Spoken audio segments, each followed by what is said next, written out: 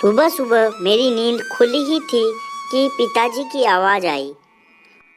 मीरा उठो, जल्दी देखो बाड़े में गाय खड़ी है, उसे चारा पानी दो। पिताजी की यह बात सुनकर मैं उठ गई और मैं अपने गाय को चारा पानी देने चली गई। घोड़ा बछिया की रस्सी खोलकर हमने गाय का दूध निकालना शुरू किया। दूध निकालने के बाद हम घर लौट गए। आज घर में खीर बनेगी। माँ ने खीर बनाने की तैयारी कर दी। मैं खीर खाने के लिए बहुत उत्साहित थी। तभी पिताजी ने कहा, पहले तेजाजी के थान पर भोग लगेगा, फिर सब मिलकर खीर खाएंगे। मैं पिताजी के साथ थान पर खीर लेकर गई।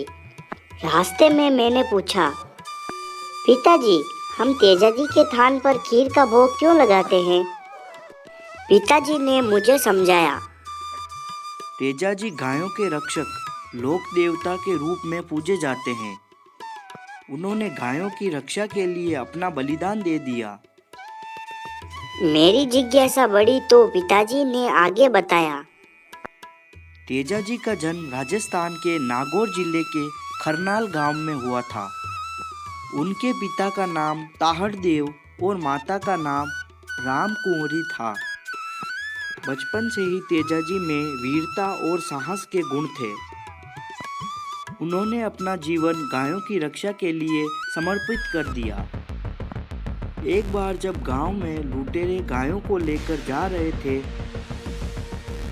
तब तेजाजी ने उनका सामना किया और गायों को लुटेरों से बचाया। इसीलिए उन्हें गोरक्षक देवता माना जाता है। अब तुम कहाँ भागो? नहीं नहीं, ये दुष्ट पक्षिया। मेरे होते हुए गायों को कोई नुकसान नहीं पहुंचा सकता। और भाद्रपद शुक्ल दशमी को तेजा दशमी के रूप में मनाया जाता है। तभी हम मंदिर में पहुंच गए। थान पर पुजारी जी ने खीर का भोग लगाया और हमारा हाल चाल पूछा। तभी मैंने पूछा, काका, हम लोक देवताओं को भोग क्यों लगाते हैं? तभी उनका जवाब आया, बेटा, हम लोक देवताओं के त्याग, बलिदान और समाज में याद रखने के लिए उनकी पूजा करते हैं। जैसे तेजाजी ने गायों की रक्षा के लिए अपना जीवन समर्पित किया, वैसे ही रामदेव जी, बाबूजी, बिग्गा जी और करणी माता ने भी पशु पर्यावरण संरक्षण और मानव कल्याण के लिए अपना जीवन समर्पित किया। गोगा जी को जहर पीर के नाम से भी जाना जाता है। एक बार जब आक्रमणकारी उनके पास के गांव में गायों को लूटकर ले जा रहे थे, तब गोगा जी ने गायों की रक्षा के लिए वीरता से युद्ध किया। उन्होंने कई आक्रमणकारियों को मार गिराया, लेकिन वे अंततः वीर गति को प्राप्त हो गए। इस प्रकार गोगा जी भी गोरक्षक देवता के रूप में पूजे जाते हैं। मैं और पिताजी पुजारी काका को प्रणाम कर घर लौट आए। घर जाकर हमने स्वादिष्ट खीर का आनंद लिया। खीर खाकर मुझे बहुत ताजगी महसूस हुई। तो बच्चों, वीडियो आपको अच्छा लग रहा हो तो वीडियो को लाइक करें और चैनल को सब्सक्राइब करें। मैं आपके लिए ऐसी ही एनिमेटेड वीडियो बनाकर लाऊंगा जिससे आपको पढ़ाई करने में मदद मिल सके। वीडियो को लाइक किया? चलो अब हम कहानी की ओर बढ़ते हैं। मैंने माँ को पुजारी काका से हुई बातचीत के बारे में बताया। माँ ने कहा, जैसे तेजाजी और गोगा जी ने गायों की रक्षा की, वैसे ही बाबूजी ने भी ऊँटों की रक्षा के लिए अपना जीवन समर्पित किया।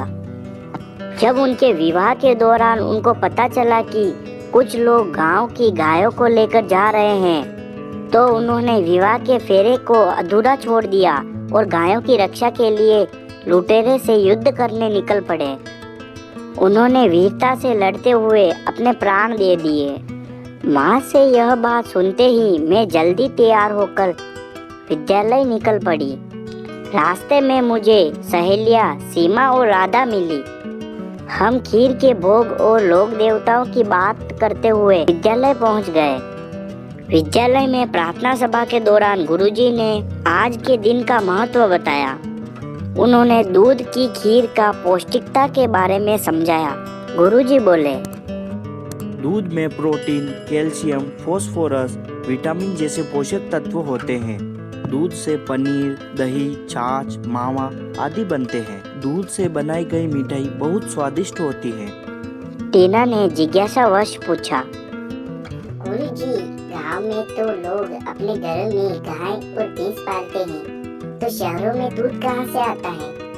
गुरुजी ने बताया, गांवों में आवश्यकता अनुसार पशु पाले जाते हैं, जबकि शहरों में बड़े बड़े तबेले होते हैं जहां गाय और भैंसों को रखा जाता है। वहां से दूध ग्राहकों तक भेजा जाता है। गांवों से भी कोल्ड स्टोरेज के जरिए दूध शहरों में भेजा जाता है। मशीनों के द्वारा उसकी पैकिंग होती है और फिर वह ग्राहकों तक पहुंचता है। दूध एवं दूध से बने उत्पादों के व्यवसाय को डेयरी उद्योग कहते हैं। दीपक ने कहा, लेकिन गुरुजी, हमने रास्ते में गायों को सड़क पर घूमते देखा है।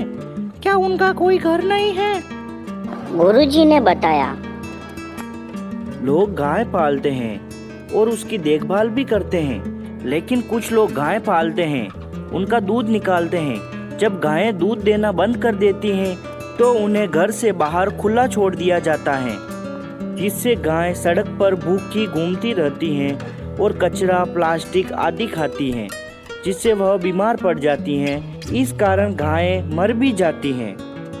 आजकल पशुओं के लिए अस्पताल भी बनाया गया है, जहां बीमार पशुओं का इलाज होता है।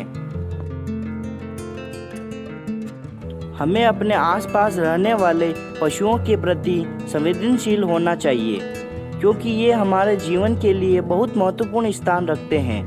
गुरुजी की बात सुनकर सभी बच्चे खुश हो गए। तो विद्वानों, वीडियो आपको अच्छा लगा हो तो वीडियो को लाइक करें और चैनल को सब्सक्राइब करें और वीडियो को अपने दोस्तों के साथ जरूर शेयर करें।